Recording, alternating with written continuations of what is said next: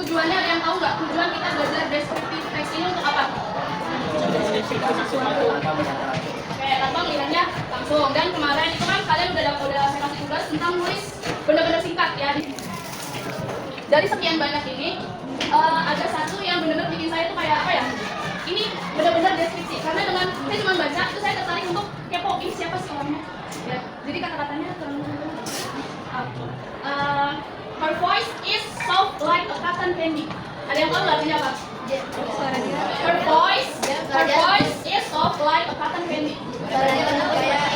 Kayak permen kapas. Bisa kebayang nggak ini siapa sih? Ya, Love itu siapa sih? Kok suaranya bisa kayak permen kapas?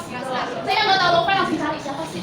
Buat didengar. Ya. Jadi hari ini saya mau kita lebih mendalam lagi tentang descriptive text. Ya, jadi bukan cuma sekedar he is handsome, he is tall, terus he is a football player, ya. Tapi kalau kemarin kita udah ngebahas tentang personal, hari ini kita ngebahas tentang animal, tentang hewan. Ya, pasti lebih gampang kan? Ya kan? Ya, dia hewan herbivora, carnivora, dia hewan jinak, dia bisa dipelihara, dia punya. Terus kalau untuk ciri-cirinya juga pasti kalian tahu, ya kan? Anak-anak pun tahu, dia punya buntut yang panjang, dia punya taring, dia punya kumis, segala macam. Ya, jadi sebelum itu saya akan jelasin dulu. Jadi yang namanya descriptive text, di sini ada yang suka baca novel atau baca buku apa aja. Nah, bayangin kalau nggak ada descriptive text, nggak bisa. Karena apa? Gimana kita mau ngebayangin ceritanya kalau kita nggak tahu tokoh-tokohnya? Jangankan sekedar tokoh, ya. Ngejelasin tempat juga kalau nggak dijelasin kita nggak akan kebayang. Ya, yang namanya orang baca novel itu pasti ngebayangin imajinasinya itu pasti main. Ya, gimana tempatnya, ya kan? Gimana pertemuannya.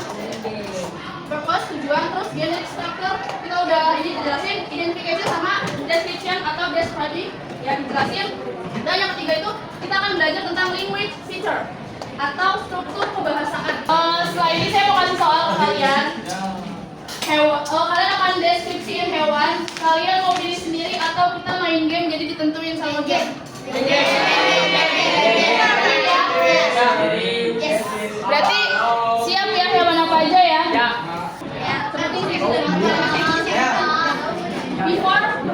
Sebelum kita pulangnya nanti diatak ya, tergantung siapa yang maju duluan. Oke? Enough for today. Any question? Ada yang mau ditanyain? Ya, benar? Oke, before we go home, let's pray together. Let's begin.